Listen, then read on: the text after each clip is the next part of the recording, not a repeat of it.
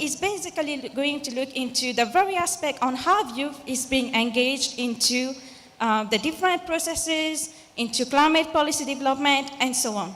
We are going to go beyond just being present at events, but to see how we are being engaged in a meaningful way, because that's what we want. We just don't want to be a mere stakeholder in those events. I don't want to take a seat here and advocate for youth. I want to be heard from your perspective and from your commitment on what you are doing for youth. We don't want to restrict this narrative as well. Only when you attend youth events, you would make us believe that we are the world, we are the future, and when you make the plans, we are not part of it. So please, enhance the global stocktake process, make it more inclusive for us, open the doors for us so that we can take part of it. That said, we also call for more intergenerational equity, intra-generational equity as well, and we are also a fair advocate for indigenous people, women, and also children in this world. So I won't be long, but these were like basic reflections that I had from this session and also beyond that, where I have seen a lot of youth on ground here, but what are they doing? What are their purpose? What are their expectations on being involved on national level and regional level in those stocktake processes? You have mentioned a lot of initiatives. We have heard from private sector, the parties, and also institutions, but you need us. You need us to unlock those opportunities and to leverage on that. So please, we are here. I'm sure someone from Ghana would surely approach you. You have said it. So please engage us in a meaningful way. Thank you. Thank you. Thank you very much, Karishma, for that call. And I think what you've reminded us is, yes, we will be going into the first global stocktake to assess where we are. But at the center of the successful first global stocktake will be to ensure that you, not only because you're youth, that you are at the table and that you are fully participating in solutions, in addressing challenges, but also in harnessing and leveraging the opportunities that the global stocktake will be outlining. So thank you very much for your very, very strong statement and message to all of us. Before we move to asking you to send your questions, I'd like to invite here the UNECA, the Deputy Executive Secretary, to give us her own views and perceptions of what the global stocktake means. The global stocktake is a mechanism, if I want to remind you, for enhancing climate action and support for Africa. I'd really like to invite you to share with us, Dr. Hada, your views on this. Let us hear what UNECA is doing around this and where you think there needs to be more action towards ensuring that Africa is at the table on the global stocktake. Thank you very much. We had very insightful and excellent discussions during Africa Climate Summit in a variety of dimensions of what we're discussing. As has been said over and over, Africa contributes the least to global emissions, less than 4%, yet we bear the brunt of the consequences, costing countries around between 5 to 15% of GDP annually to deal with cost of climate crisis. So what at the same time, we actually have the solution, the potential to really lead the way in terms of green transition, thanks to the fact that Africa has the ability to sequester a third of global needs, the fact that we have green minerals, the fact that we have 60% of the global solar potential. So I think this is a huge opportunity for Africa to shift paradigm, to move from just consumers of products and innovations for green transitions to leaders and co-creators. and we have what it takes to do that. And part of the discussions actually that focused on youth, and in response to our youth envoy here, is a discussion that we had on Monday with Her Excellency, the First Lady of Kenya, on how do we build green skills to support green transition. So actually for Africa to do that paradigm shift, the youth is a critical component of that shift. We cannot do it without preparing them well and across sectors for the type of skills that they would need. And we have to really build the value chains in that green transition, whether it's building on green minerals to get into this value chain and producing precursor batteries, getting into these technologies, innovating. We're here in Kenya, which was the leader in mobile banking. There is no reason for Kenya and other African countries to lead the way in technologies, also in that field of renewable and green transition across sectors. So for us, so we have what it takes. We need the strategies that will enable us to do that, but we also need the financing. And this is an issue that we have been at the United Nations Economic Commission for Africa, really pushing in terms of advocacy, in terms of support to countries on how really we can change the paradigm in terms of the global financial architecture, in terms of availability of finance for climate action. And some of the things that we have been, for example, advocating for is the need to actually avail financing at lower cost and scale for the global south and for African countries to be able to actually do that transition. The fact that we have very high debt vulnerabilities across the continent with finance getting more scarce and more costly, that need to be tackled. And to tackle that, there are a number of instruments that can be used. One, of course, is the role of multilateral development banks. We need a bigger role for MDBs, and for that, they need to be better capitalized. They need also to take more risk on their balance sheet, and this is a very important point for us to be able to do more projects related to climate and green transition.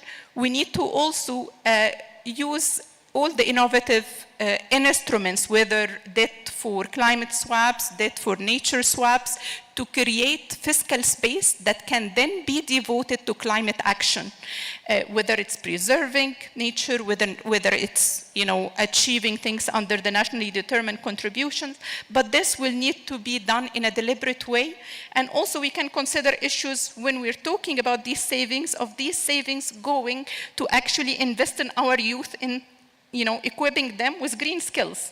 So there are a variety of scopes. We've been supporting a number of countries in these debt swaps. We have been also supporting the Congo Basin countries in developing their carbon markets in terms of enhancing the integrity of the market through building carbon registries and harmonizing regulations for Africa to be properly compensated for our contribution to the solution. We need to have fair carbon pricing. And to get there, we need to improve the integrity of our carbon markets. And that's why this is the type of work we've been doing, supporting 16 countries, and we're expanding that work to support more.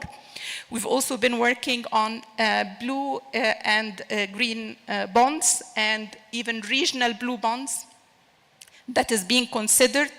And a very important point also to allude and add to what Ghada has mentioned before about the role of private sector. The financial needs to meet the nationally determined contributions for African countries is estimated at $250 billion a year. We receive out of the global finance, like climate finance, only 12% of these needs. So basically, we have a huge gap. But not only this, even for the money that we receive, private sector finance is only 14% out of it, compared to 50% in other regions, and compared to 96% in the US. So we cannot do it without crowding in the private sector more. And that's, only can be done with the type of things that has been mentioned about blended finance, more credit enhancement, guarantees, and these are the type of things that we've been working actively on and has been also endorsed by African ministers of finance, economic development and planning through resolutions and communiques that had come out. So what we need is really to push the agenda to make sure that we get that financing, but it needs to be accompanied by domestic policies and paradigm shift so that we cannot, I think if there's something we need to keep in mind, not again, we need to no longer be followers, we need to be leaders, and we have the opportunity to do so. Thank you. Thank you very much, Dr. Hannah. And I think, you've raised some fundamental issues. We've talked about a paradigm shift.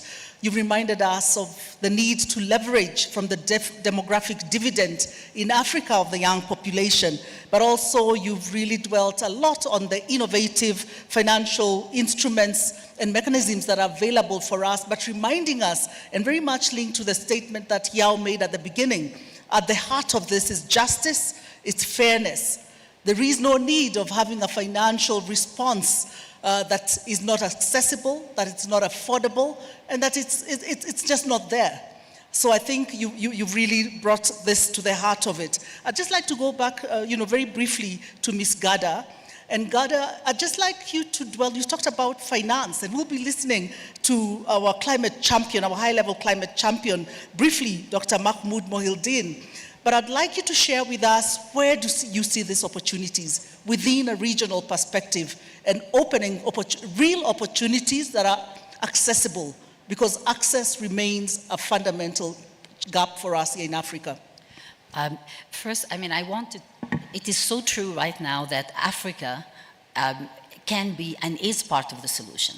The truth of the matter is the private sector has tremendous opportunities, large unbanked populations, we have logistical issues, we have infrastructures that are still being built, and there's so much room for us to cooperate. And I think regional cooperation is critical. We've seen when you had something like COMESA, how that improved trade for these countries.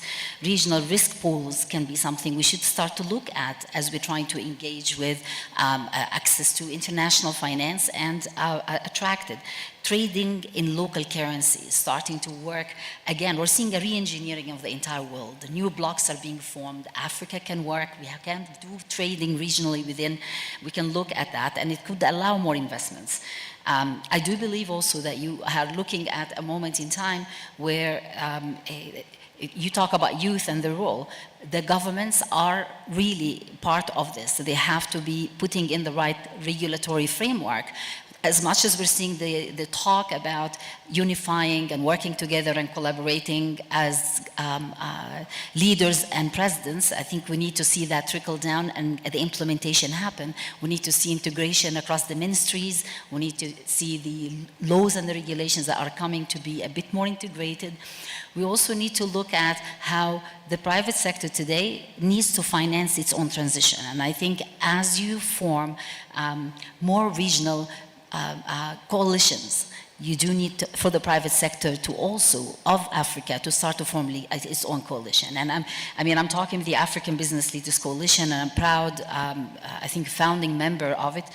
It's the first of its kind, currently focusing on climate action, but it brings together about 55 more companies across Africa. I think it's representing 90% of African countries in strategic sectors. And issued a statement at COP27, and we're working together to try to charter a way for each member company to be a leader in changing the culture, changing the reporting, changing its operations, and how they're really doing business to get to green and bring into market green solutions. And I encourage any company that's here to really, that's interested, to find out more about this coalition. They do need, we need to have more united voice, exchange, have knowledge exchange, technology exchange, peer-to-peer mentoring. The transition will not happen, and the private sector alone cannot do it without access to more, not just finance, it's really more tools, resources, human capital development as we're talking, and youth are at the heart of this. Trust me, I mean, companies are doing their own initiatives to engage with youth, but the government, for instance, government of Egypt has this entire project to engage youth for smart and green projects, to submit their own ideas, and they're part of a much bigger initiative. And we have so many applicants and winners, and we cannot do it without engaging the youth. But it's about creating that enabling environment and the collaboration that needs to happen. And I do think at the regional level, we have a lot to for women about climate and gender and climate, for businesses and climate, youth. I mean, we all need to start to build stronger, better networks to exchange and learn from each other. Thank you. Thank you very much.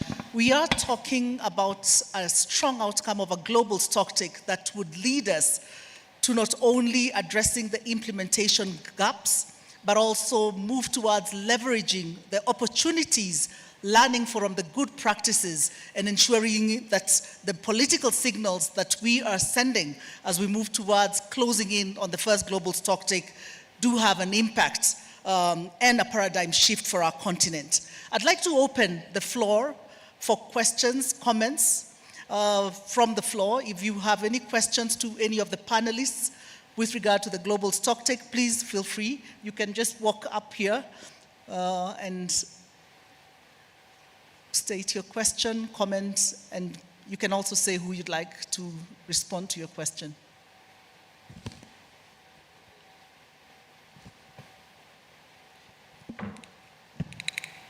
Hi everyone, my name is Leah Koth. I'm working with Charlie Foundation, those two ladies over there. So you spoke about inclusivity and you talked about children being involved. So sometimes everybody has a different role in playing when it comes to fighting climate change. Some people have talents, some people sing, some people dance, some people also model. So my girls over there are very great at modeling, and they use that opportunity to spread matters concerning the climate change.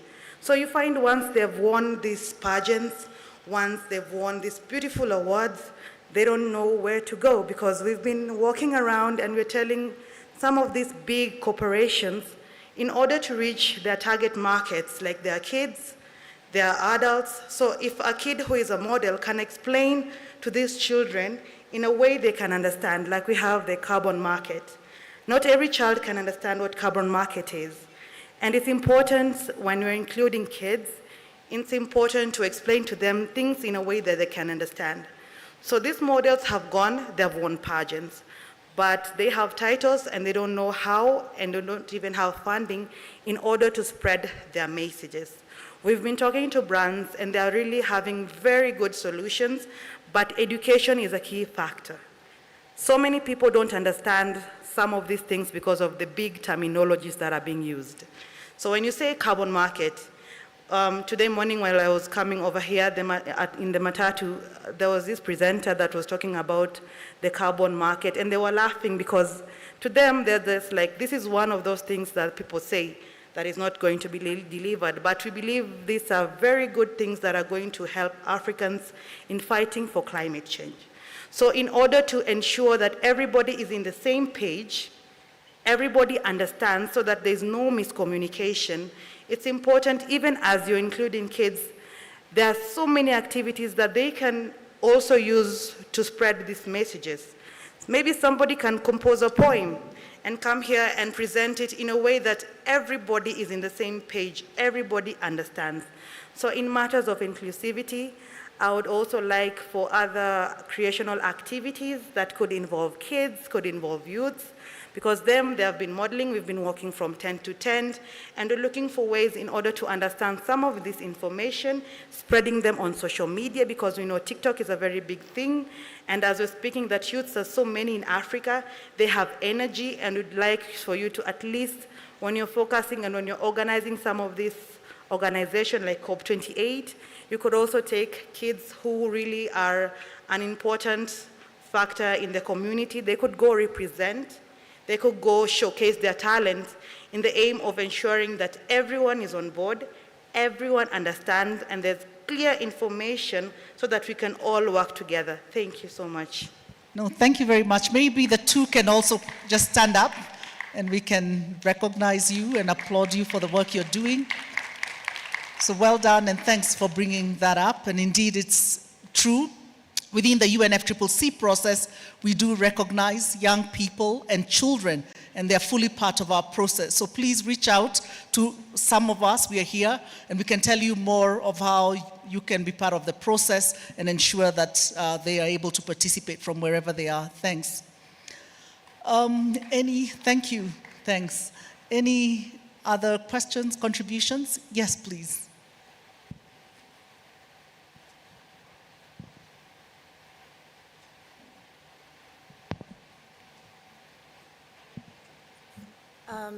Thank you so much for this very important discussion. I have two main questions.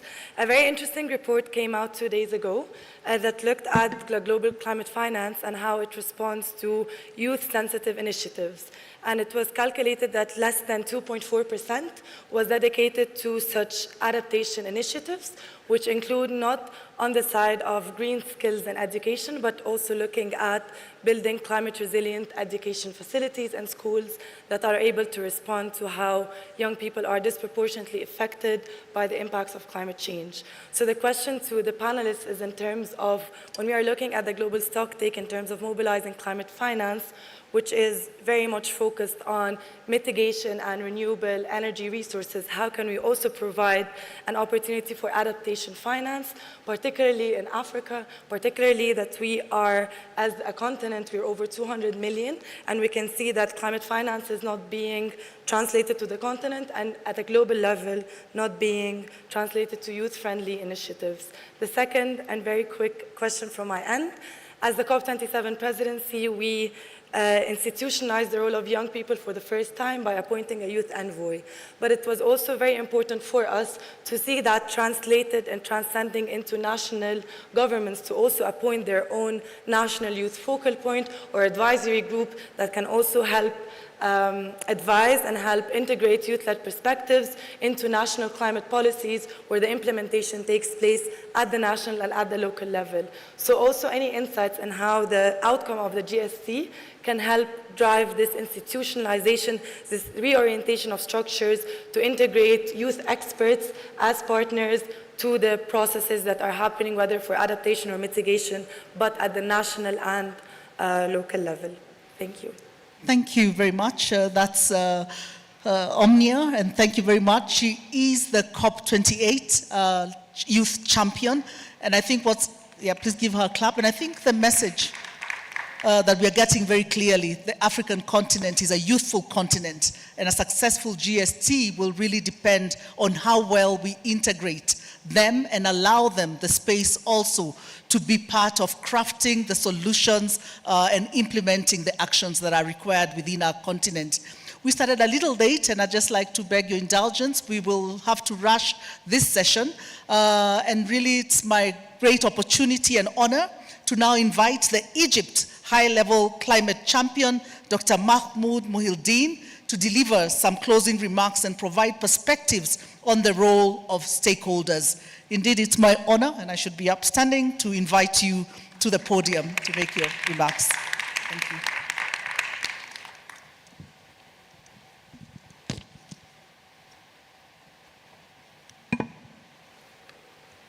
Ladies and gentlemen, all protocols observed.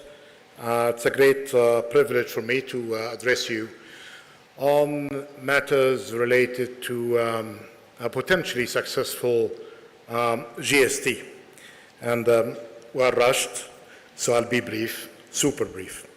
And we're reminded through the interventions of the importance of inclusiveness and the importance of narrative as well to be accessible, as just been mentioned. And for the GST, which comes with this acronym standing for the stocktake at the global level, the global stocktake, if somebody has a problem with narratives and explanation of matters, I have special problem that you need to survive it if you are working on the climate agenda with acronyms, and people get it complicated more and more by using letters and numbers, so you need to be prepared. I agree with our friends here that they need really to know what people talk about and mean when they mention carbon market, but I assume that they know already what's meant by GST, by mitigation, by Article 6 and the rest. So there is some sort of effort required from those who deliver the messages and for those as well who receive them, and there is an extra effort perhaps through the UNFCCC to be conveyed that in addition to the emphasis that we have been making that this exercise should be accessible and practical and forward-looking, it should be simplified because it's not a stock take for the professionals alone, but for the general public. So good luck with that. I don't know if you have the resources to do this, but now with the means of communication that are beyond speeches and printed documents,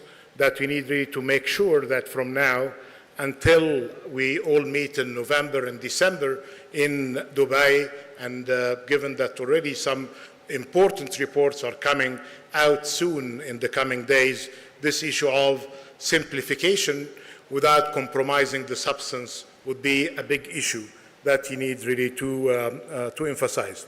I think with the co-chairs of the GST and the state actors, and we shouldn't really be forgetting that this is an exercise led by the state actors, but from day one they have been extending invitations to everybody who's concerned through the process from different sectors, different regions, at different level, be that global, regional, national, or local, that they need really to share what they expect to be reflected in this important exercise. It's not an archival document. It's, in a good day, if you read it, it should be a manual for action in the future. And that will be the best test of the usefulness of this tough exercise. If it's going to be about a new document, it will be added to its brothers and sisters of our other documents with less reference to. If it is going to be forward-looking, learning from the experience, the bads and the goods and the positives, the negatives, and what worked and what did not, it will be more of a living outcome of an engaging process. And this is what we expect really from the GST. If I were to share something as experience from the non-state actors on the support that we provided for COP26, 7, and 8 now, is basically the following. First, the holistic approach. It's the holistic approach. And that, some people will take it that we need to take the Paris Agreement as a comprehensive document without missing parts of it.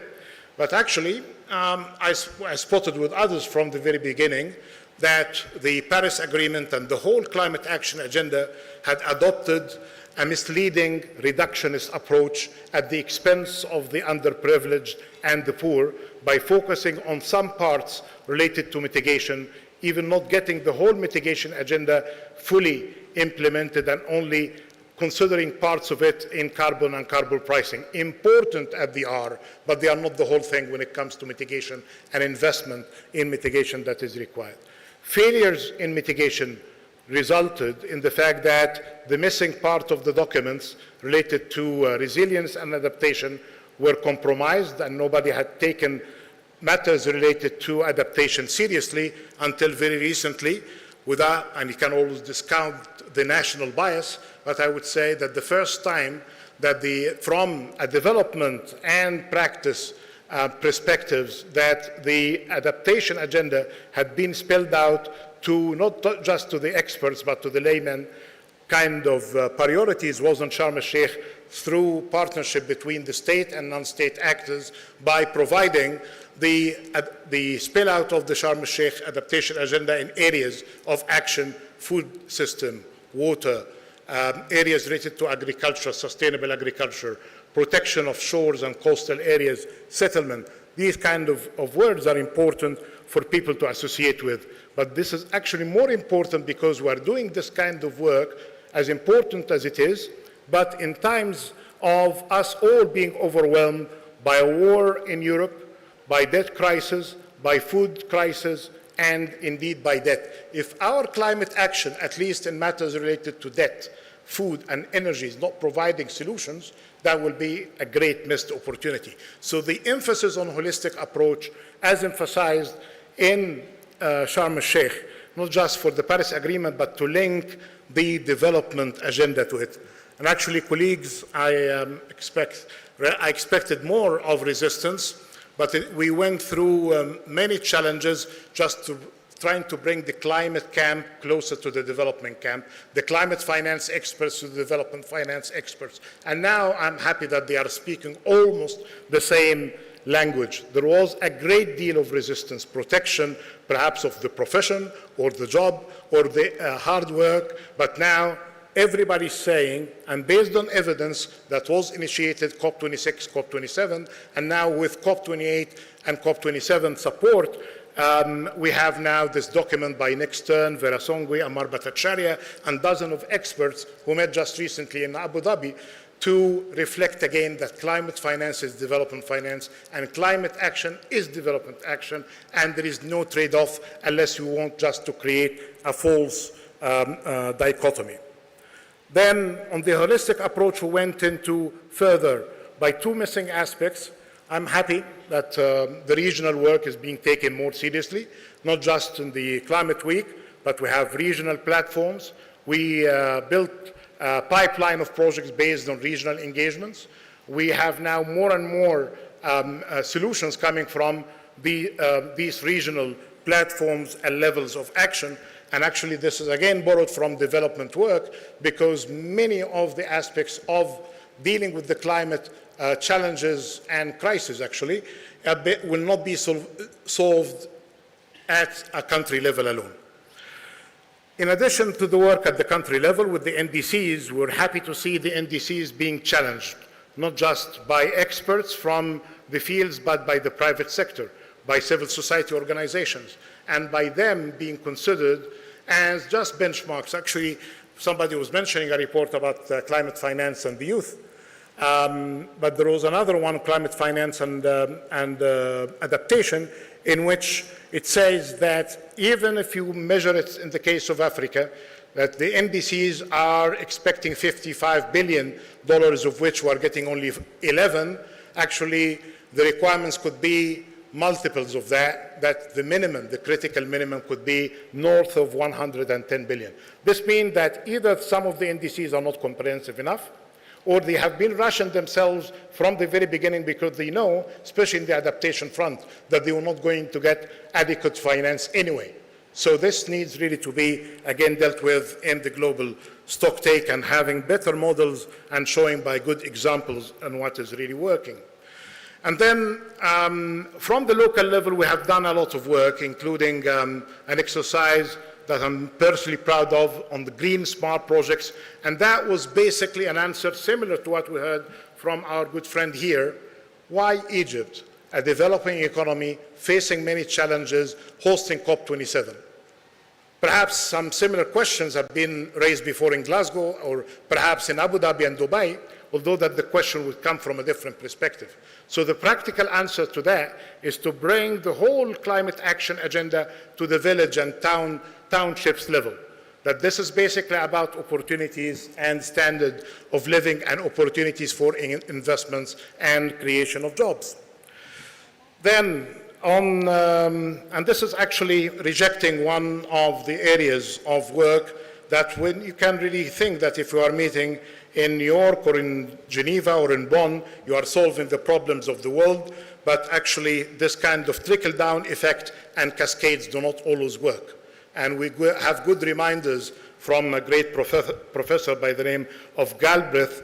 This kind of cascading approaches and trickle-down is like a false metaphor. If you are feeding the horse enough oats, that the birds and the sparrows will be getting sufficient food. Actually, we need to be more democratic and spreading the approaches. The final thing, and again, I have been saying all of that by saying I'm mindful to time, but finance is a big challenge, and we keep providing solutions to that, including debt solutions.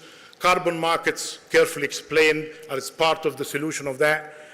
Dealing with a very big challenge coming, unfortunately, from our friends in the EU through the CBAM, which is going to be complicating trade more than it is complicated today. And if you happen to be an exporter to Europe, you need to be prepared.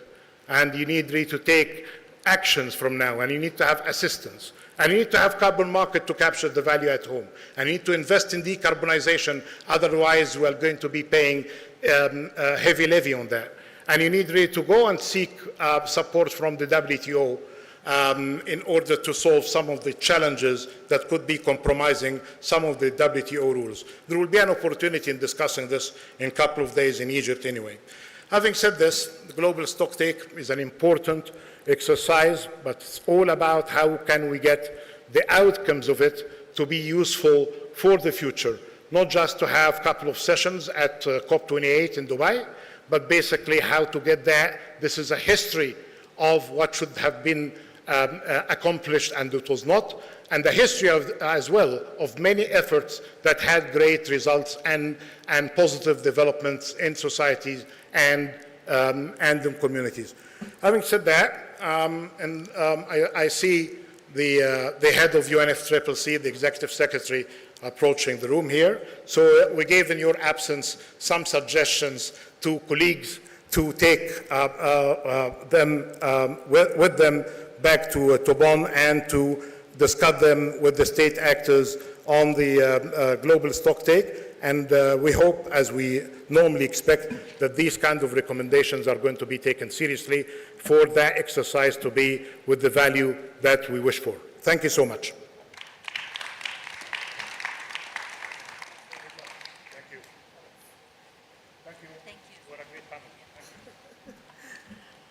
Thank you so much, Dr. Mohildeen, for those remarks and reminding us that the real test of the success of the global stocktake will be how well we work holistically and all of society approach, engage all communication channels, but also have a process that's both forward, both backward and forward looking.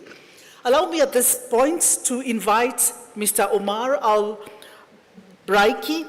the UAE Deputy Chief Negotiator, to give us some closing remarks for this session and to highlight some key takeaways for our consideration. Yes, welcome, Omar.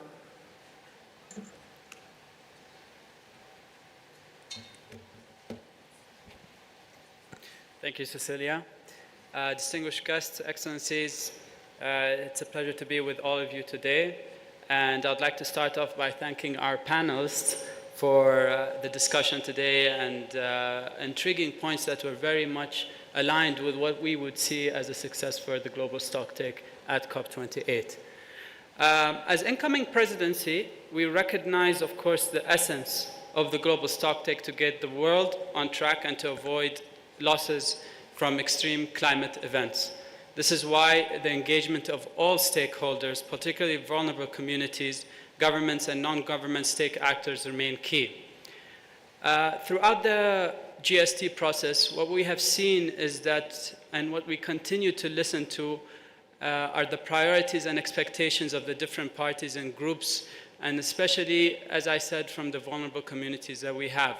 And this would entail what we would want as a GST outcome that is very much inclusive and acknowledges and recognizes the needs of all. And so, ladies and gentlemen, just to be very brief, the incoming presidency continues to listen, and we have echoed the messages that we have been receiving from governments, private sector, civil society, and youth. And here are some of the messages that we are taking on from today's discussion from both the panelists and some of the delegates that have been speaking today. The first is that on a GST outcome, it is clear that a strong and ambitious outcome at COP28 is key to restoring hope during the critical decade for climate action. Let the GST facilitate collective action to course correct and keep the goals of the Paris Agreement within reach. The speakers this afternoon spoke on the need to ensure GST informs process to close the implementation gaps, prioritize adaptation in the region, and respond to finance needs and integrate regional capacities need to raise ambition and advance climate action. And in particular, of course, as mentioned, in adaptation and resilience, it is critical that we drive an outcome at COP28 that continues to support efforts in building economic and societal resilience to the impacts of climate change. It is particularly encouraging to note the continent's commitment to advancing climate-resilient development and green growth, as we have continuously heard in the course of the week and in today's session. However, we also acknowledge that advancing this requires adequate and efficient financial support, technology, innovation, and capacities. As well, colleagues, to ensure participation, inclusion, and international cooperation, the GST should continue to be, as I said, an inclusive process. It must ensure the engagement of state and non-state actors. We need to include the voices of youth, collaboration with businesses and private sector, partnerships with development agencies, and grassroots movements. International cooperation is key for a successful global stocktake outcome. Before I close, allow me to particularly recognize the contributions that we have been getting, again, from our youth representations. We've heard you very clearly. We continue to listen to you. And an outcome at COP28 and an outcome for the global stocktake couldn't be successful without you. And in closing, let me convene our commitment as the incoming COP presidency to continue hearing from you and engaging with you for a successful global stocktake. Thank you very much. Thank you very much, Omar Raiki, for sharing with us those key messages, takeaways, and the commitment of the incoming COP28 presidency. It's now my great honor to say a very big thank you to you, our panelists. We should have had more time, but we still have a couple of months. But thank you very much for your contributions. Please give them a round of applause. I'd also like to thank each one of you for taking time to participate in this high-level event on the GST and allow us again, in the interest of time, to transition to the next session, which will be looking at the thematic tracks opening. And it's indeed my great pleasure to invite Alejandro Kilpatrick, who will lead us in this session. So please stay seated as we move to this session. It will be a very short session, really to launch the thematic tracks for the Africa Climate Week 2023. Welcome, Alejandro. Thank you very much, Cecilia. Good afternoon, ladies and gentlemen. My name is Alejandro Kilpatrick. I'm a member of the UNFCCC Secretariat team, and it's a great pleasure for me to welcome you to the opening of the thematic tracks here at Africa Climate Week. First of all, our heartfelt thanks to the government of Kenya for their wonderful organization, and to our core and regional partners, the World Bank Group, the United Nations Environment Programme, the United Nations Development Programme, the African Union, and the African Development Bank.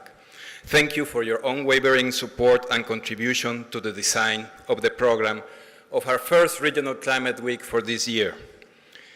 In this session, it is my privilege to first give the floor to Mr. Simon Steele, Executive Secretary of the UNFCCC, to provide opening remarks. He then will be followed by statements from our partners on their perspectives for this Regional Climate Week. And finally, I will provide a brief overview of what we will be discussing during the thematic tracks. Mr. Executive Secretary, you have the floor.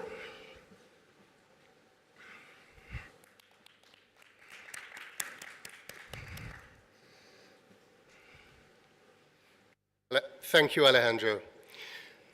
Dear colleagues, dear friends, I'm delighted to welcome you to the opening of the thematic track discussions at Africa Climate Week. We convened here at a pivotal junction in the fight against climate change. As the science warned us, climate impacts are wreaking havoc around the world. The urgency of our mission is clear. We must ramp up global climate ambitions now and accelerate action across the world to limit global warming to 1.5 degrees Celsius. I'll explain how this can support development and prosperity here in Africa.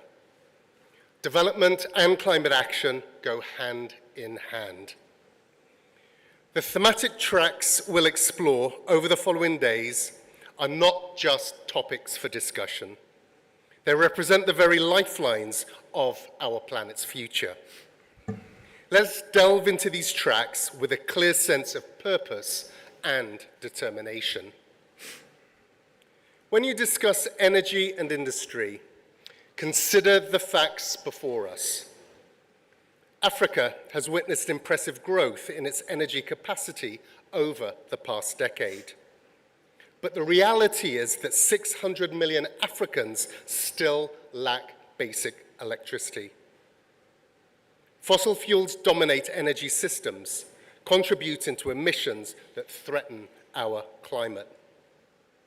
Promisingly, however, Africa's untapped renewable energy potential is vast, enough not only to power the continent, but also to contribute significantly to global climate goals. Let's seize this opportunity, channeling investments towards a just and equitable energy transition, ensuring that clean and affordable energy reaches every corner of Africa, making sure that prosperity is powered by the greening of industry. In your discussions about urban and rural settlements, note the unprecedented shifts in the demographic landscape and where people live in Africa. By 2050, the continent's population will double, with a majority living in urban areas. Let's focus on making these cities livable so that citizens are protected from the impacts of climate change. Let's explore innovative ways to finance climate action at the local level, building sustainability and inclusive human settlements that are resilient to the challenges ahead. Regarding infrastructure and transport, consider that Africa's networks are the arteries of the continent's development and vital in driving green growth. Unfortunately, as we have witnessed far and wide, they're especially vulnerable to the destructive power of extreme weather events. Proactive adaptation measures are needed to develop resilient infrastructure that can withstand a changing climate while promoting sustainable and equitable mobility.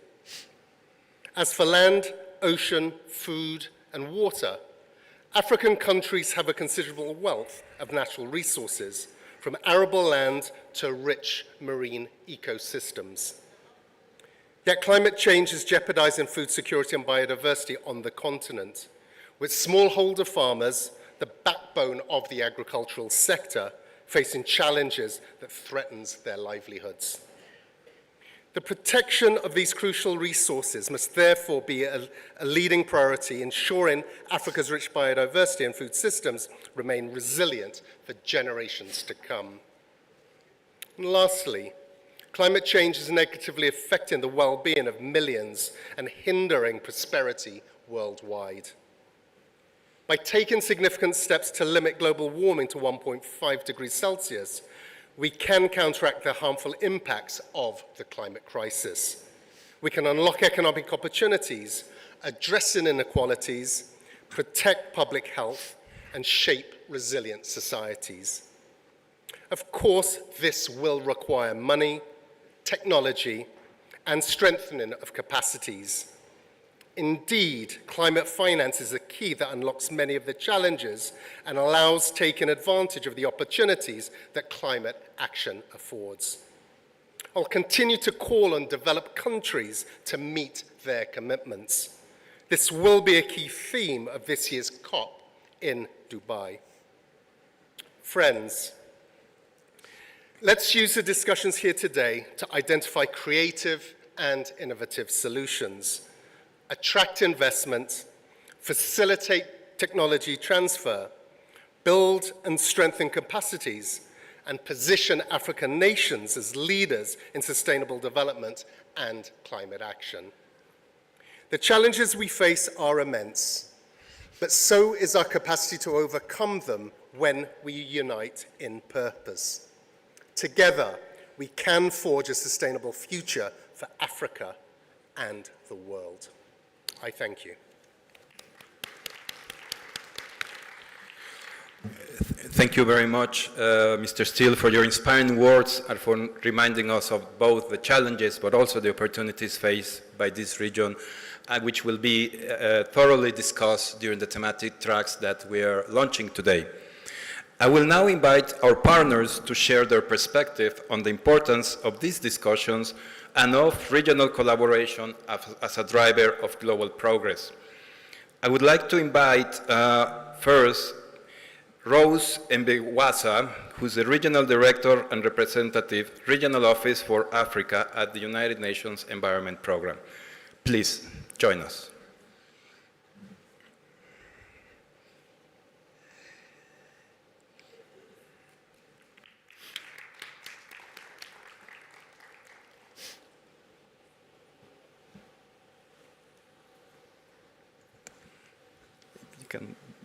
You may wish to deliver your statement from the podium. Thank you.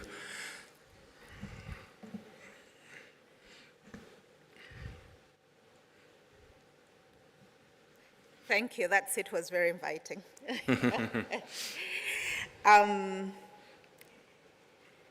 Ladies and gentlemen, it's a real honor for me to stand here before you on behalf of the UN Environment Programme. For the last 5 years, the Africa Climate Week has shed light on solutions the continent has to offer. And so today, I want to talk in that context, but also because, as you know, our host government, led by His Excellency President Ruto, has told us we'll not sit here and lament. We'll talk about solutions and opportunities. And so that is the context in which I will address you today. But first, we must recognize that more than 110 million people on our continent were affected by climate change, weather-related hazards and extreme events last year. And early this year, I had the pleasure of traveling with the Executive Director of UNEP to Southern Africa after Cyclone Freddy hit the countries in that region. And we were able to witness firsthand the devastation that these countries faced. In Malawi particularly, it was heartbreaking to see how in an instant whole communities were wiped away. And this afternoon, actually, we had the privilege of talking to the minister on some of the work we will do in UNEP to support the country in its ecosystem restoration work, but also in revamping its resilience programs. Countries in Africa are engaged actively in climate adaptation and mitigation. We know that there's a lot of sustainable agricultural practices that are being promoted across the continent to enhance food security, conserve soil health, reduce greenhouse gas emissions from the agricultural sector. I would like in particular to highlight the Great Green Wall Restoration Project, which is combating desertification and land degradation in the Sahel region. Only 3 weeks ago, we were in Ethiopia, Addis Ababa, where the African Ministerial Conference on Environment extensively discussed the work and the project of the Great Green Wall, and even more importantly, the discussions we had with our colleagues in the Global Environment Facility who committed to continue the strengthening and funding of this important initiative for Africa. Africa is also embracing a just energy transition to ensure it benefits all people while it helps to close the emissions gap. And I think Kenya has showed us long before we started this conversation that it is possible to have renewable energy and access it to its population because, as the president told us and as we all know, 93% of all the energy in this country is renewable. So when we talk about a just transition, we know it can be done because we've seen this being done. UNEP, we have been working with indigenous communities to protect biodiversity and adapt to climate change. And again, I want to use Malawi as an example because it is important for the tragedy that was brought upon our countries by Cyclone Freddy.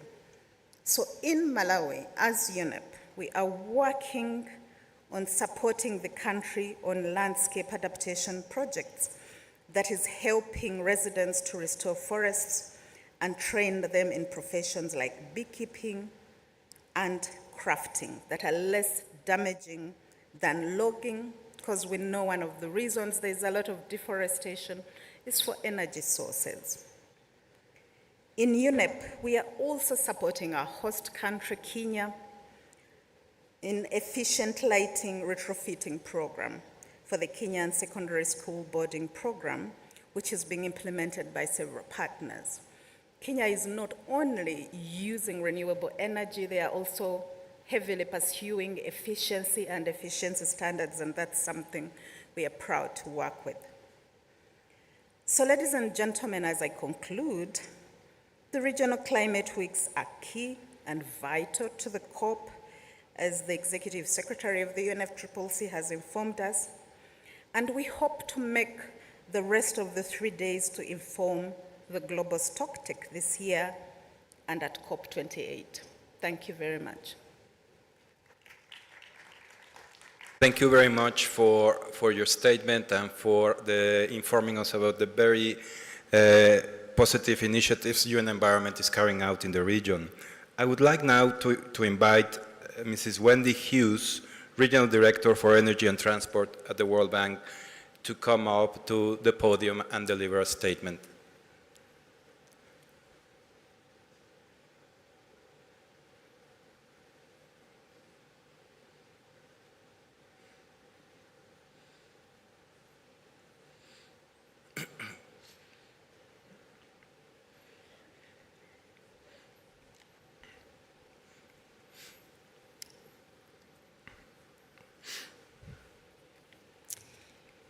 Good afternoon, everyone.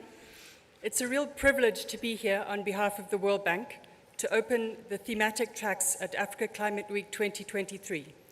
Many thanks to the Government of Kenya for hosting Africa Climate Week and to the UNFCCC for organizing today's session and inviting us to speak. I think we're all aware that the world is still not moving fast enough to avert the climate crisis. We all need to step up our efforts before we shoot past crucial climate tipping points. Without concrete climate and development action, up to 90 million people in Africa could be compelled to move internally by 2050 in response to water scarcity, declines in crop productivity, and sea level rise. The World Bank is committed to support African countries in achieving their development and climate goals through analytic work, financing, and technical assistance. Our new core diagnostic reports, the Country Climate and Development Reports, or CCDRs, promote the integration of climate change consideration into development policies. The 14 reports completed so far provide important insights that are informing our strategic dialogue with governments. CCDRs consider, for example, the magnitude of GDP impacts of unabated climate change. And so far, we've seen numbers between 2% and 12% by 2050. They also consider the identification of cost-effective policy options for adaptation and mitigation in line with NDCs, and the assessment of approaches for institutional reform and capacity strengthening to implement those options. In terms of financing, we are stepping up our effort to mobilize resources for climate action through our lending, with an overall goal to reach 35% of our overall lending for climate action. Africa is, of course, a big part of that effort. In Southern and Eastern Africa, for example, between 32 and 38% of our total IDA and IBRD commitments have been for climate action, both mitigation and adaptation. And last year, we financed more than 2.9 billion for adaptation. In our technical assistance, we are also providing support to clients to enhance financial institutions' capacity on climate risk management and climate finance activities through policy reforms. Examples include working with governments of Morocco and South Africa using diagnostic tools such as catastrophic risk modeling and stress testing to help central banks understand the financial sector's exposure and resilience to climate-related risks. Technical assistance is also provided to help countries such as Morocco and Tanzania integrate climate risks into regulatory frameworks and supervisory approaches. And we are supporting green finance policy reforms through development policy operations in Rwanda and Egypt. We really welcome the Africa Climate Week as an important opportunity to interact with governments and other partners for strengthened collaboration on the climate and development agenda. The World Bank has been involved in regional climate weeks since they began in 2006 as the Regional Carbon Forums organized by the Nairobi Framework Partnership, collaborating very effectively through the years with UN climate change and other global partners such as UNEP and UNDP. In line with this tradition, we are delighted to continue offering this year cross-cutting expertise, knowledge, and content related to climate finance and carbon markets to each of the tracks of the Africa Climate Week, as well as side events and an affiliated event on innovative financial instruments to de-risk climate investments in Africa. This year's Climate Week is particularly important as its results will feed into the global stocktake process. This in turn will be key to raise awareness that the world needs to dramatically change course if we are to stay below the 1.5 degree threshold. But on the positive side, in addition to summarizing the challenges, the Africa Climate Week is an opportunity to identify for the global stocktake and beyond region-relevant priorities to get back on track and achieve the objectives of the Paris Alignment. The World Bank will continue working together with African countries and partners to support Africa in its effort to step up climate action in support of the continent's sustainable development and poverty eradication agendas. I look forward to interacting with many of you during the sessions this week, and thanks very much for your attention.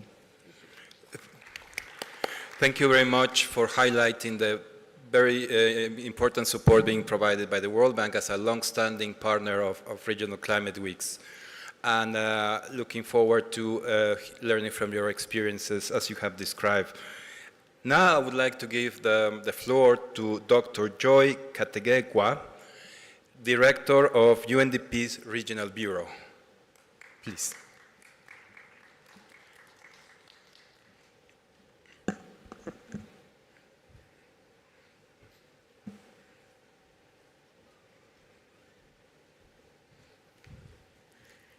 So the directorship is in God's plans, but for now I'm the advisor to the regional director. And I'm pleased to share this statement on behalf of UNDP. First of all, I think there's something special that has happened this week. For the first time, as we engage in climate-related conversations, the script has been flipped to challenge us to think about how to position Africa to reap from its assets, even as we go through the transition. And so I guess the first message is a huge congratulations to Africa for leading the way in having the opportunity lens frame how it is that we talk about the climate crisis. So as one of the global partners of all regional climate weeks, alongside UNEP, World Bank, and UNFCCC, UNDP is proud to be supporting this gathering, which brings together voices from the region, including policymakers, civil society, private sector, young people, women, indigenous peoples, and all those engaged in climate action. The Africa Climate Week is a critical moment in the year. It's an Africa week, but I think what came out of this week is really that it's a global moment for the world to listen to Africa's voice on these critical issues. And I think this is pertinent because we've often thought about talking about the development side or the capacity side or the support side as part or after the conversation. But I think what this week, what Nairobi has done is bring Africa's voice front and center to the solutions debate.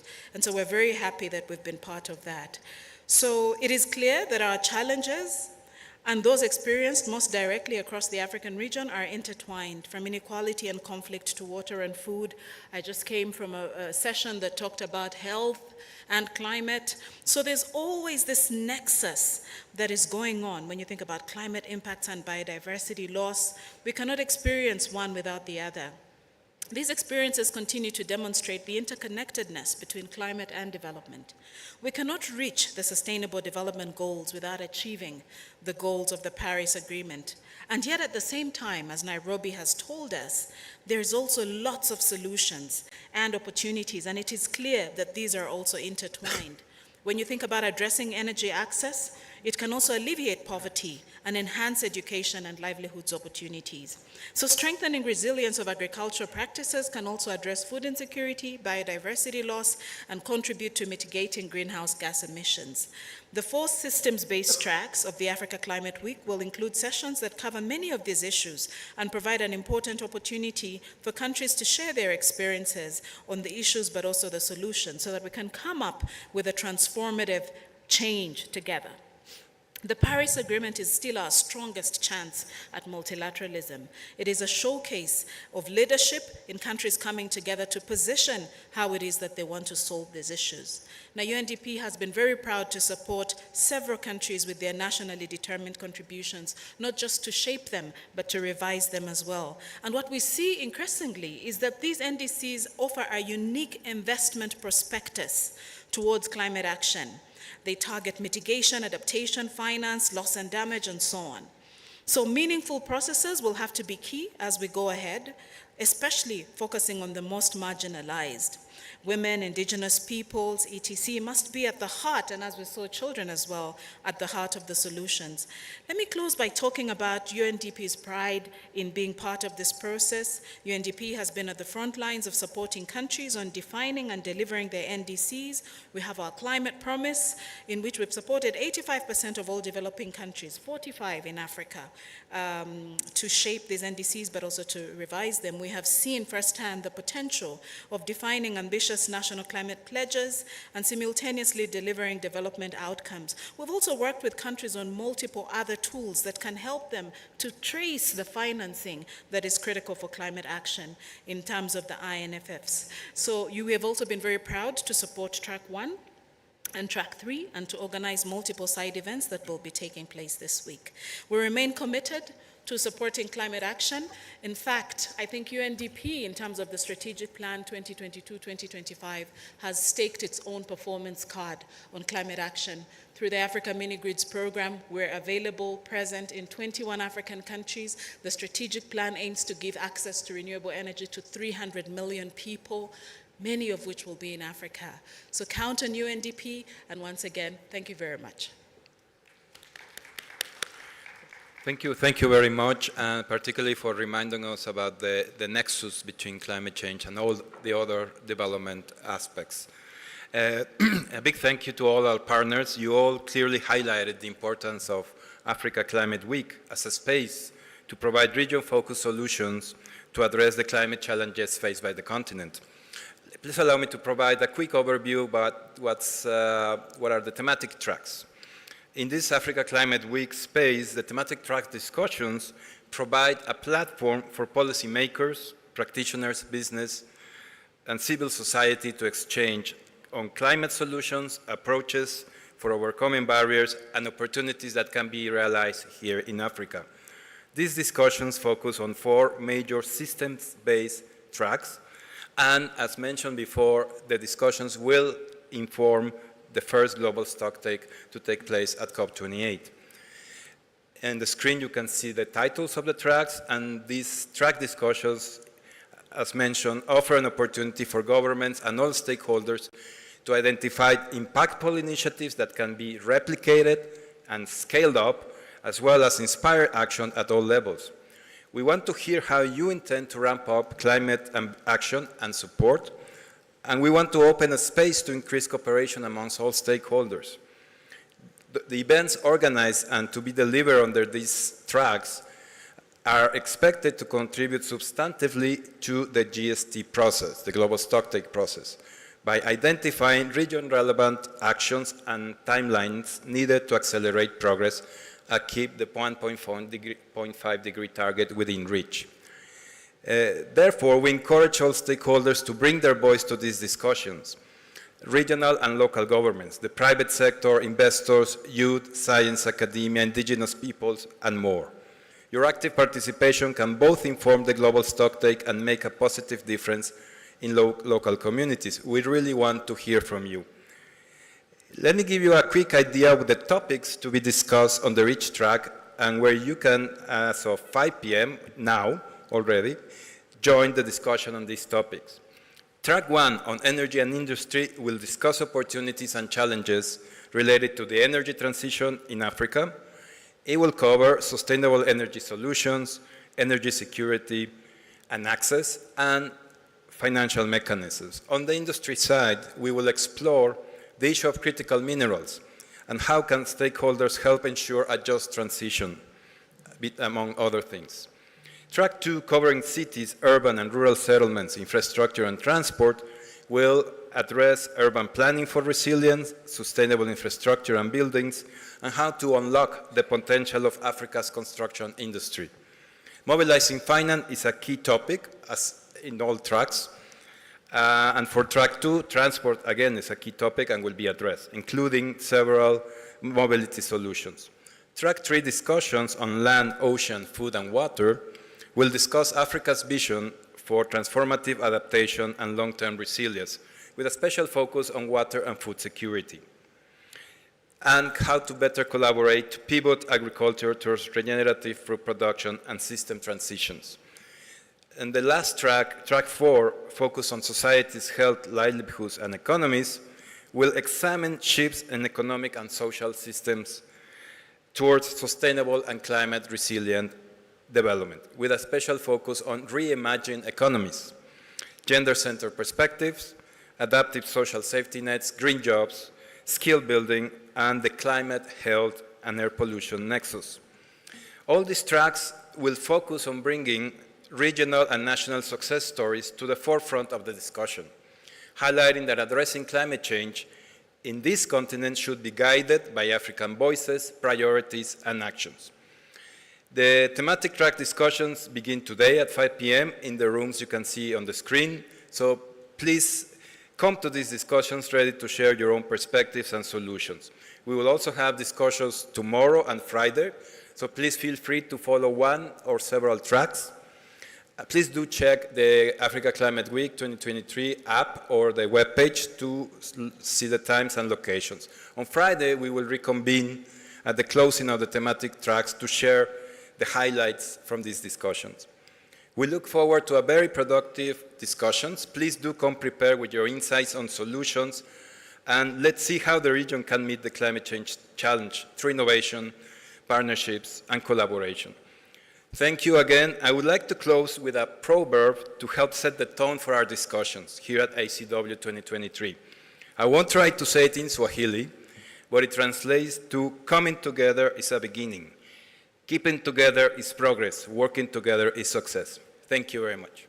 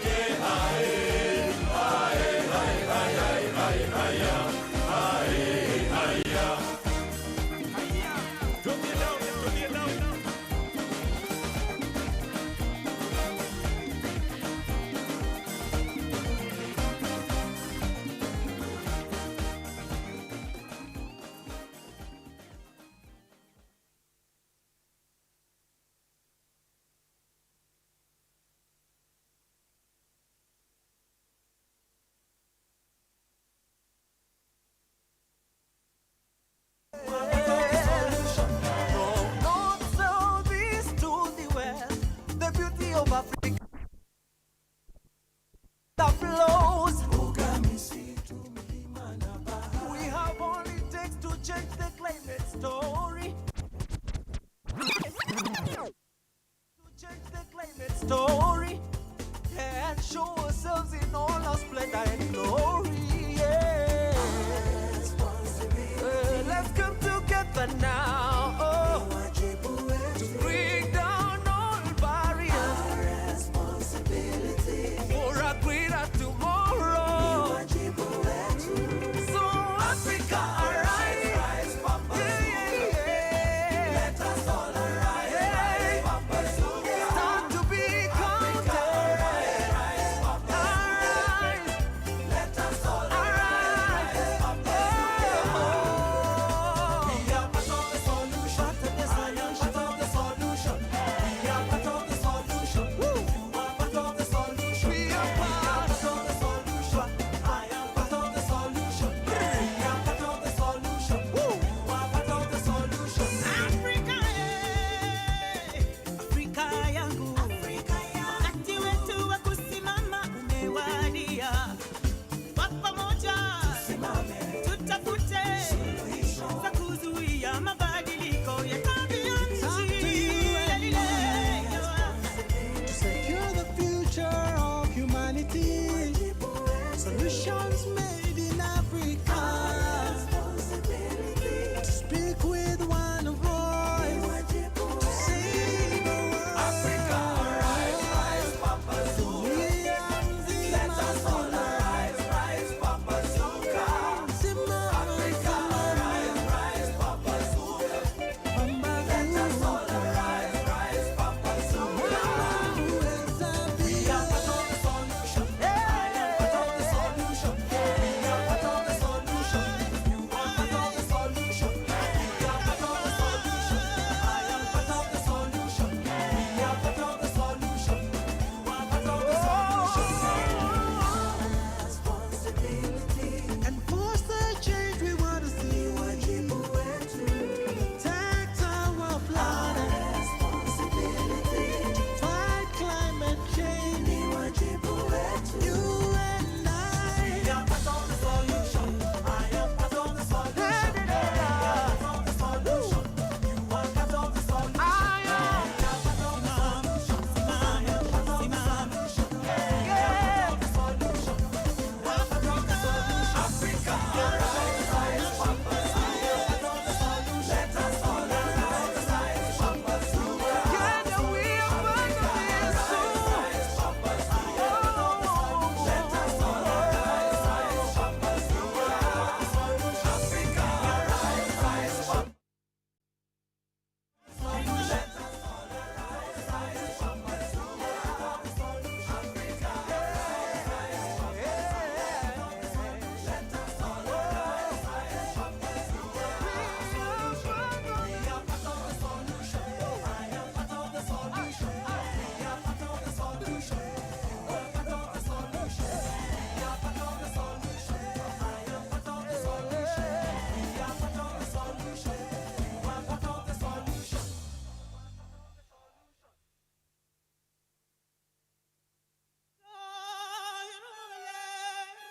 Part of the solution. We are part of the solution. I am part of the solution.